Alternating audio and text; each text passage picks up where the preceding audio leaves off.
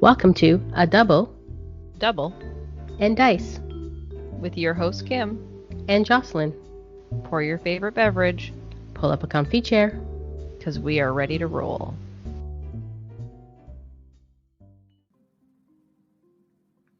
Welcome to episode 133 of A Double and Dice. And today we are, what are we enlisting?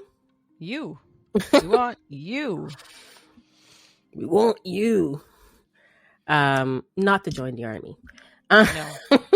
But we want to enlist you as a Dice Masters player to enlist your dice. Yep. If that's what it is.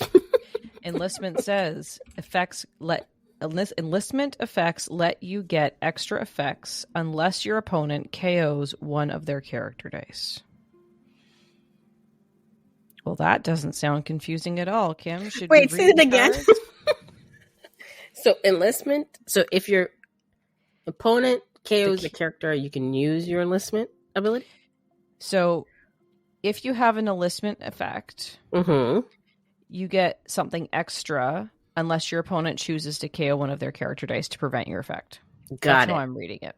Okay, so there are 12 cards with enlistment on them. And they are all from which set, Kim? Civil War. Shocking. I Civil wonder War. why. This might wonder not be a why. very good Okay, so let's start with the alphabetical. We've Mhm. got Bullseye, I'm Magic, 4-cost bolt with the Thunderbolts and villain team ability. Mhm. Rare. When fielded, KO up to 2 target opposing fist character dice unless your opponent KOs another die they control. I already don't like this. 031, 041, 151. Well, if your opponents don't have any fist characters, then they're not going to KO their own characters when you do this. So True, but also it's like, okay, so you target the 2 fist dice and your opponent has to decide if they are okay with that or if they are going to KO something else instead. I feel like it might be a lot on the opponent making the decision, but let's see. Next one is Captain Marvel, Ace Pilot, 6-cost bolt, Avengers affiliated, uncommon. While Captain Marvel is active, when you attack with at least one character die, all your attacking character dice get +1A until end of turn unless your opponent KOs a character they control. I feel like that last part is just repetitive of the enlistment effect every time. Yeah. 044, 155, 266, standard Captain Marvel effects. That's okay. I mean, I can see why your opponent would KO something because let's say you had Overcrush on something. Well, even if you And they didn't, get +1A. you could just KO a sidekick. Mhm. No biggie. Maybe you even want to KO sidekicks. Who knows? Falcon, Aviary, 3-cost fist with the Avengers affiliation. This is a common. Enlistment says, while Falcon is active, when your opponent fields a sidekick, gain 1 life unless Your opponent KOs. 131, 142, 253. I feel like this is a keyword that you don't have any control over, really. And I can see why it only was in one set. Yeah. This one is interesting because you can feel when you feel the psychic, you gain a life, but then it's when your opponent feels the psychic, so they can just KO it right away. I don't know. When your opponent feels the sidekick. Mhm. Yeah. So you just go, oh yeah, if you're my psychic, I don't need it. I'm just gonna KO it. Yeah, you don't gain a life. I don't know. They'd have to KO something else, I think. Maybe. It doesn't specify. Next one is Iron Man, Director of S.H.I.E.L.D. 5-cost lightning bolt. Avengers affiliated common card. KO target character die blocked by Iron Man unless target opponent KOs another character die they control. That's the enlistment ability. Mm-hmm. And then his other actual ability is character dice blocked by Iron Man get -2A. 144, 255, 366. Thanks, I keep forgetting. Iron Man, Secretary of Defense, 5-cost bolt with the Avengers affiliation, says when fielded, target opponent may not declare blockers as turn unless they immediately KO a character die they control. This one has a burst effect on it. When fielded, gain 1 life. It is not related to the enlistment effect that I just read. So on level 1, if you field Iron Man, Secretary of Defense, you get to gain a life. 144255366. And the other Iron Man, Extremis. Close enough. Okay. 5-cost bolt Avengers. This is a super rare. I think Extremis is correct, by the way. Okay. While Iron Man is active, opposing sidekicks cost 1 more energy to field unless your opponent KOs an opposing character die to ignore this effect for the turn. Ooh, that's an interesting one, actually. That's the first one that I'm willing to even consider. You're making them pay 1 more, or they KO a character they may not want to do. Did you share the rarity on that one? Yeah, super rare. Mm-hmm. Well, then we go to Maria Hill, and we're making some tough decisions. 3-cost shield with the shield affiliation. Rare. Maria Hill can't attack. I always love when cards say that. When fielded, she may attack this turn with +1A unless your opponent KOs a character die they control. What? She can't attack, but if your opponent KOs a character die, she can attack? She can't attack, but if your opponent doesn't KO a character die, then she can attack? No, one fielded, she may attack this turn with +1 unless your opponent... So if your opponent KOs a die, she can't attack. But it says she can't attack. How can she... Oh my gosh, this is last week all over again. 021022133. Let's continue. She may attack this turn. She's still trying. I don't know. Let's move on. Mary Jane. Watson Parker. 2-cost mask. Spider-Man affiliated. Uncommon card. While Mary Jane is active. When you field a character die with enlistment, Mary Jane deals target opponent 1 damage each time they KO one of their character dice this turn. Field all the enlistments. So I guess you play Mary Jane with enlistments? You would, yeah. The only way this one would work. Mm-hmm. Okay. Mary Jane, hostage in my own house, 3-cost mask with the Spider-Man affiliation is a rare. While Mary Jane is active, your character dice with resistance or enlistment abilities cost 1 less to field. Which one of those would you play? If I was to choose, remind me what resistance is. I can tell you that. Resistance is the words. Resistance effects let you get extra effects if one of your character dice was KO'd this turn. These keywords are worded very poorly. Your character dice abilities cost 1 less to field. So basically, I would take it as with this one, your enlistment ability characters cost 1 less to field because we're just focusing on enlistment. Resistance doesn't really matter. Yeah. Or would you rather deal your opponent 1 damage unless they KO their dice? The fielding costs aren't horrible. No, but it depends on your team, right? And what you put on there and how much their fielding costs are. Honestly, I'll go with the 1 damage one. I think so too. And it's cheaper. Radioactive Man, Geiger Counter Rising. I didn't even know this card existed. 3-cost bolt, Thunderbolts and Villains. Rare. When Radioactive Man is KO'd by combat damage, draw and roll a die unless target opponent KOs an opposing character die. 021132144. Skip the next one. Go to the last one. We'll do the other one last. Oh, okay. Thor. There must always be a Thor. 6-cost bolt. Avengers affiliated. Uncommon card. When fielded, characters with resistance and or enlistment can't block until end of turn. 153164276. So it's not really one with the keyword. It's tying it to the keyword. It's like if your opponent is doing enlistment. Which would be only in set. then it's like anti-enlistment tech. Yeah, but it's only in set. So okay, and I think the last one here that I made you skip, not because I wanted to read it, but because it's a basic action card, is the only one that anyone's probably ever used with enlistment. yes, because it's an awesome action. It is an awesome basic action card. I love this basic action card. Everyone does. It's a 4 cost. It says draw and roll 2 dice. If you use the enlistment effect, instead draw and roll 3 dice unless your opponent KOs an opposing character die. So I'm going to get to draw and roll 3 unless you choose to KO something. Yep, this is Superhero Registration Act. That's right. That's the one basic action card and the only one I think I've ever seen anybody play. Yeah, I've never played anything else with enlistment, so... Out of curiosity, I searched Maria Hill in the rules forum. Mm-hmm. There is no feedback on that one. I'm going to go back and read that one for a second. Maria Hill can't attack. Okay, done. She can't attack. Okay? Mm-hmm. But her enlistment says, when fielded, she may attack this turn with +1A.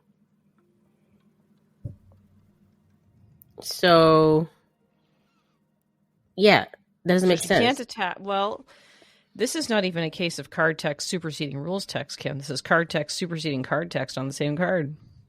Yeah, because it says unless your opponent pays and KOs a character. So, if your opponent KOs a character, she doesn't attack anyways, right? That's right. But if your opponent doesn't KO a character, then she's allowed to attack with a +1, is how I'm reading that, even though she can't attack. So it's like just saying if you use the ability, she could attack, but other than that, if your opponent does, yeah, I don't know. That's a dumb card. Clicked on the card to see because like sometimes the text in the dice team building is not exactly the same as what the card says, but the card is a picture of the card, and it's right. It reads exactly the same. And she's a rare. That's so weird. Yeah, and there's nothing on her in the Dice Masters rules forum.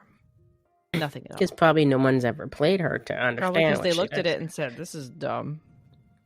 Yeah, it's not even a may or nothing. It's just she can't attack. Like, period. Can't attack. I'm very hard on this card tonight.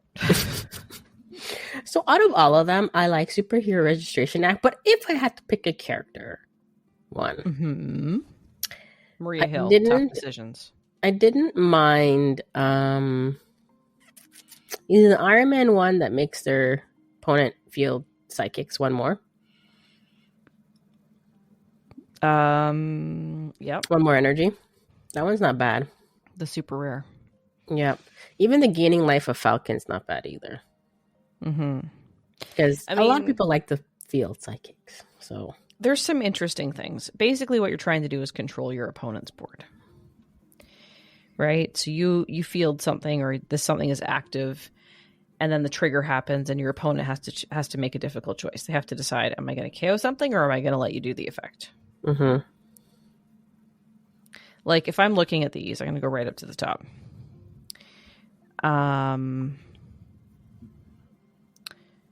Okay, bullseye. I get to KO 2 of your fist people unless you KO something. Okay, fine, whatever. Captain Marvel. When I attack, my attacking dice get +1A unless you KO something. If I'm the opponent, I'll just KO psychic. Right? Yes. If you have one. More than likely. Falcon. Okay, you can gain 1 life. Or I don't field any sidekicks. True, but that might hurt your game. Because you don't have any control over that. Right? No. I could choose just not to field any sidekicks. Director of S.H.I.E.L.D. Iron Man. KO target character that I blocked by Iron Man. Okay, well, just don't block Iron Man. Wait a second.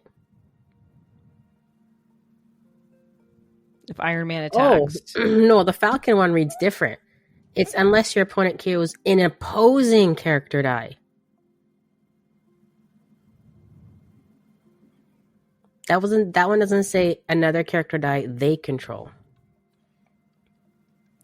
Well, Falcon is active when your opponent fields a sidekick, gain 1 life, unless your opponent KOs an opposing character die.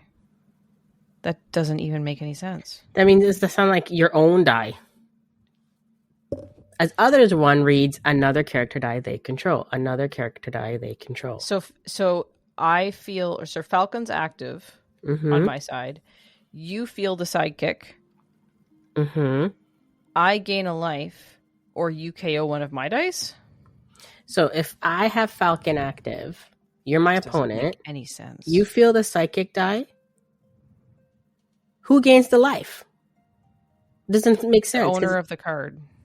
Okay, so then I gain a life, but you can KO one of my dice to not make me get a life. It doesn't make any sense. It's still opposing. It doesn't make any so sense. not all of them said what they control. I just noticed that one. There is nothing on Falcon in the rules for him either. Okay, so then... Okay, Secretary of Defense. When fielded, target opponent may not declare blockers this turn unless they immediately KO a character die they control. So that one, okay, I like that one. It's a 5 cost, which kind of is, a lot. But you can't declare blockers unless you KO something. Yeah. Same thing with you on Extremis. Psychics costing 1 more, but again, just choose not to field psychics. I'm not even going to continue to talk about Maria Hill because I just can't wrap my head around that one. Mary Jane is as well as the Thor are enablers of other enlistment characters, so that's fine. By the way, the Araman also says opposing character die. I'm just not even gonna consider. I'm wondering if these are erratas because sometimes the erratas are. We would have the little symbol on this page, right? Remember when they put the little possibly, but remember they moved the page, right? So the page got moved from the old. I mean, you can look up the erratas page and see. How much do we really want to invest in a list? How much are you really not liking Maria right now? Or anything that says opposing character? And then Radioactive Man is KO'd by combat damage. Draw and roll a die. Like, okay. So unless I really want to do that, I'd have to do it. If I really wanted to do that, if I really wanted Radioactive Man to be KO'd, I would want to do it on your turn. So you attack with something and I block with Radioactive Man and then I draw and roll a die, but there's nothing I can do with that die on your turn unless I happen to get the right energy for a global ability. Enlistment is just terrible.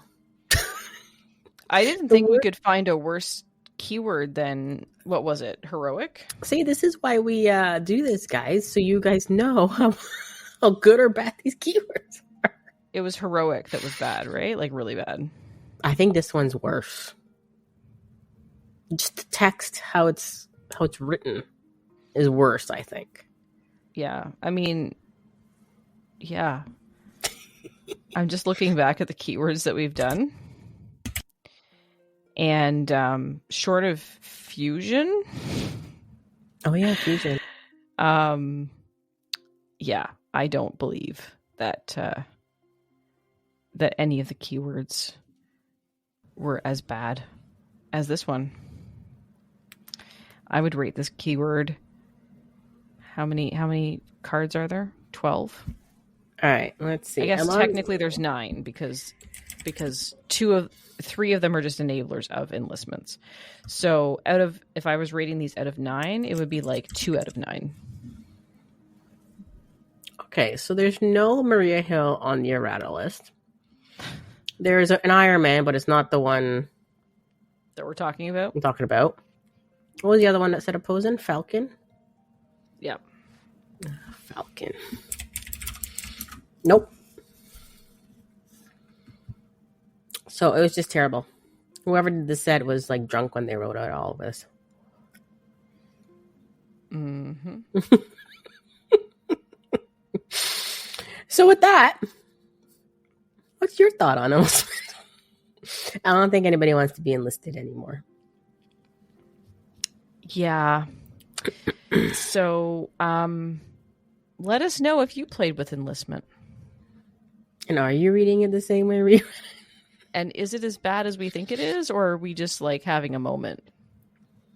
Both of us, though.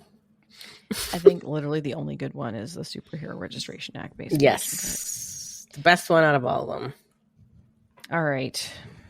I think we need to put this to bed because I'm just going to get angry if I keep... Yep, if we keep talking about it. Stuff. All right. Yeah. Well, we'll move on to the playmat then. Oh, I think we should move on to something else first. Oh, the breaking news thing?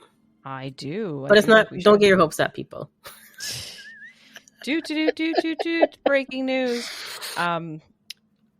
Last episode, we live while we were recording. It wasn't live. You had to listen to it after Kim finished editing the episode. But we, in the moment, posted a question on the Wizkids rules forum about the back for more keyword. And how many hours did it take them, Kim, to respond? 16. Yep, just less than 16 hours. We posted it at 10:54 p.m. according to the WizKids rules forum, and the question was answered the next day at 2:19 p.m.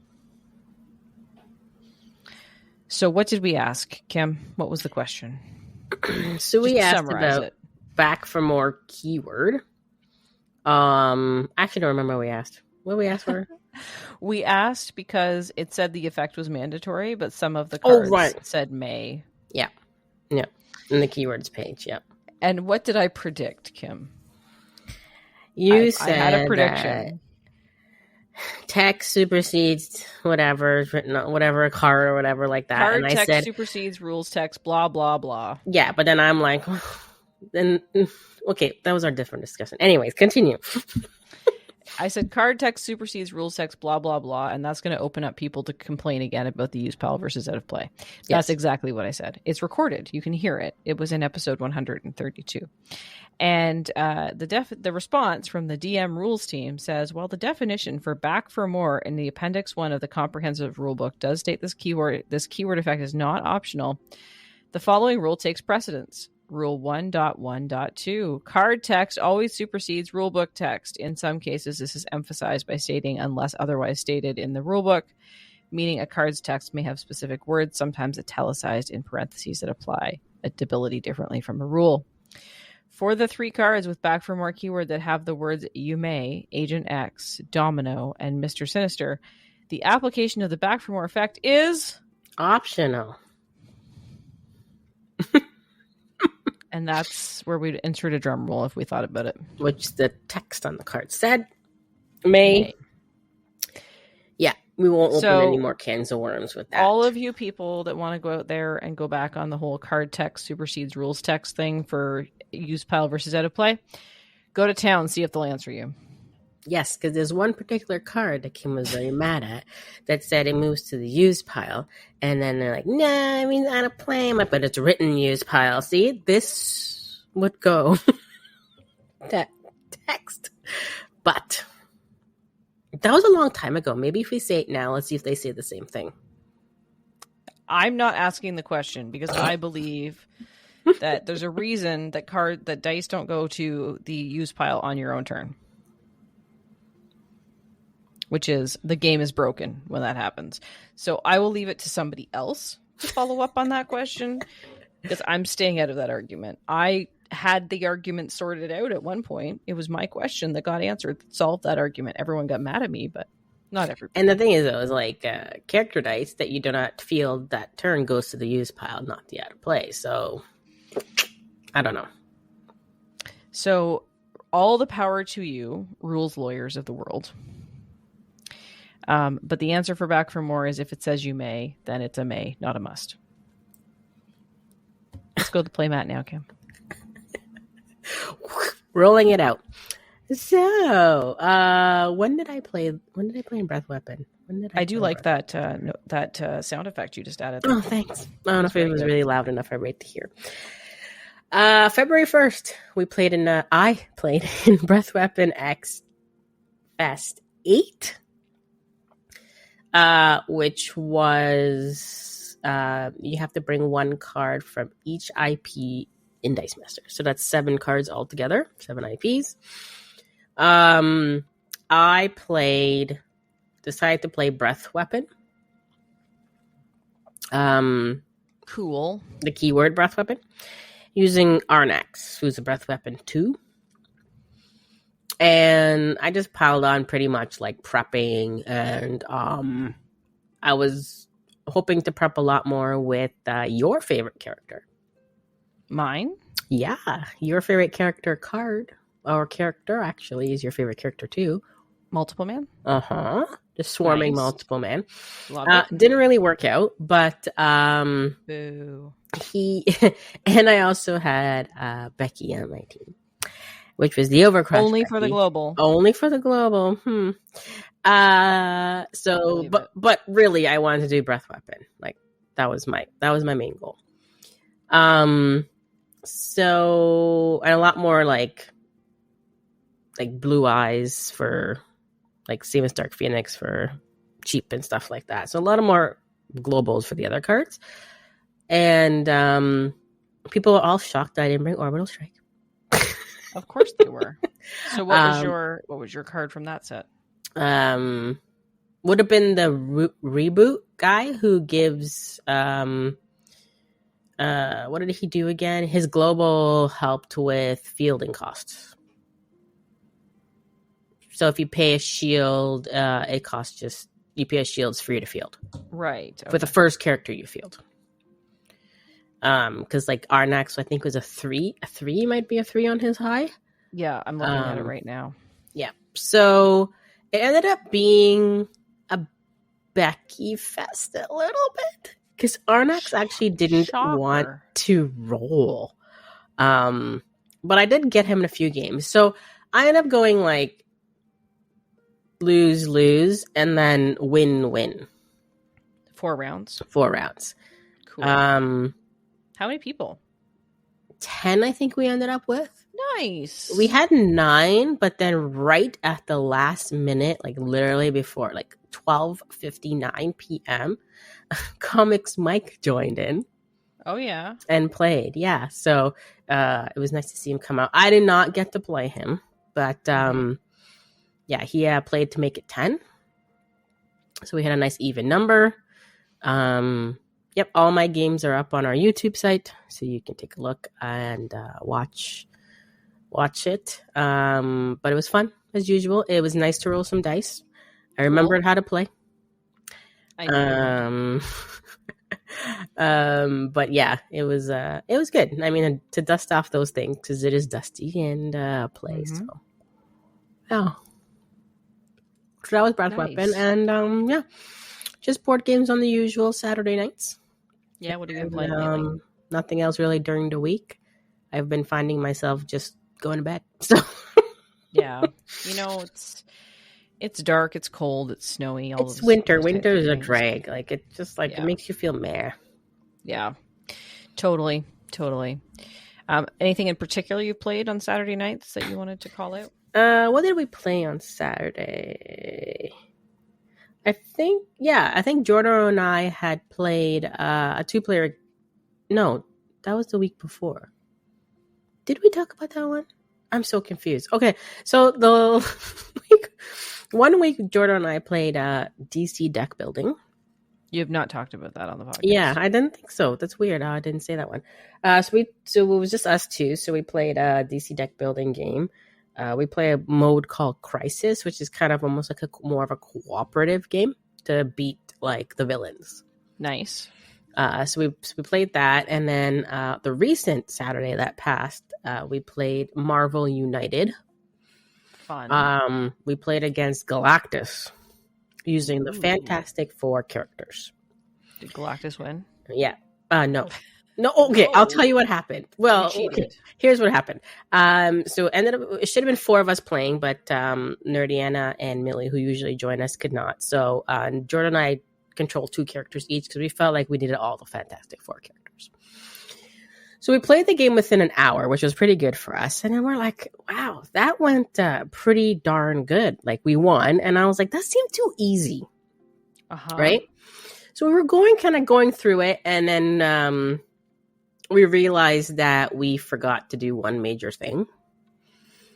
We forgot. So if you know how United plays, there's usually a BAM effect. The BAM effect goes off for a villain, and it can hurt you pretty much sometimes, right? So we were doing the BAM effect for Galactus, but we forgot to do the BAM effect for all the villains. Goes Oh, off. no. So that's why it seems so easy. So we're like, okay, that only took us an hour, so let's play again. So so now you didn't hear we played again. That's edited out. We didn't play again. So the real game happened. We did it right. It was a little bit tougher. We did end up winning. Like, what's the phrase when you say the skin of your teeth or something? Yeah. Yep. So if we didn't win that turn, we would have lost next one, because once his deck runs out, it's over. Right. Before you win.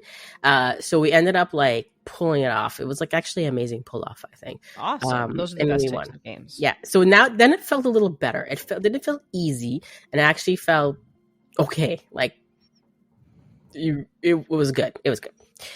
So yeah, so that's what happened. And it still took us the same amount of time, an hour. So you're getting good at this game. I know. It's an fairly easy game. It's quick.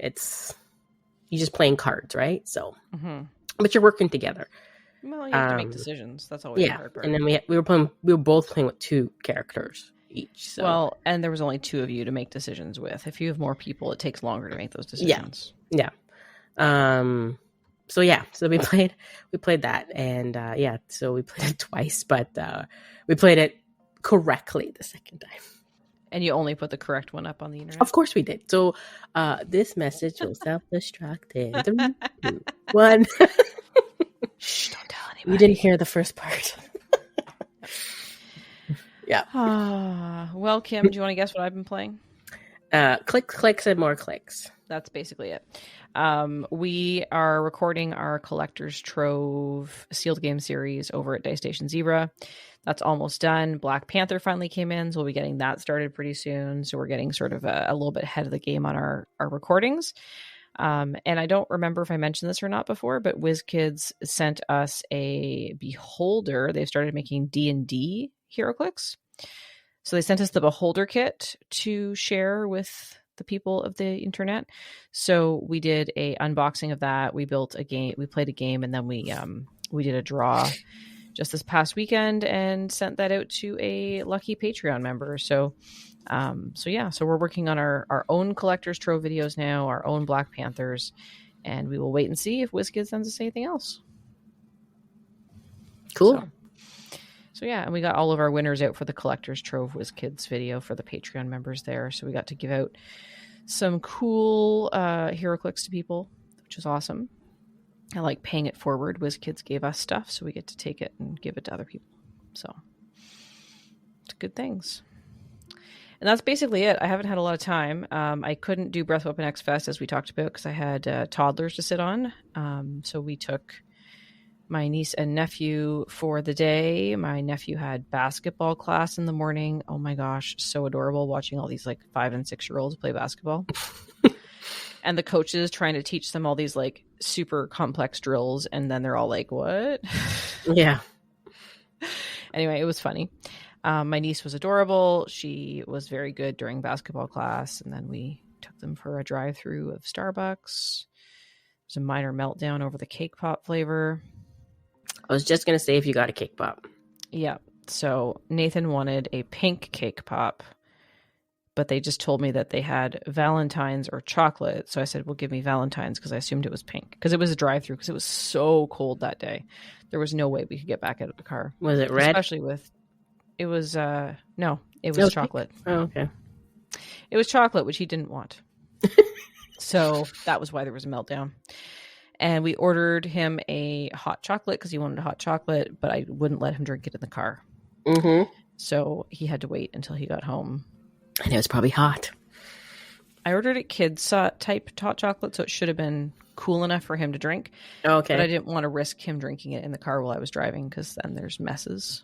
Because it was my car. Mm-hmm. So I was like, you have to wait till we get home, Nathan. And then he like sang the whole way home that he wanted his hot chocolate.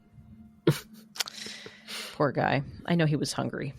And after all, the cake pop was wrong. And Anyway, you know what it's like getting kids in and out of car seats and things like that, especially when it's super cold out. I was like, I can't get all of you out of the car seats again and put them all back in the car seats, and just to find out if we get the right cake pop, So anyway, it was fine. Everything was good. And we got Penelope down for her nap. We fed them lunch. We did the lunch first, then we did nap, and then he went off to his birthday party in the afternoon with his mom before. And then Penelope got up, and the two of us hung out for a little bit, and then we waited until Mom came home, and then I came home because then I had to go on my work trip.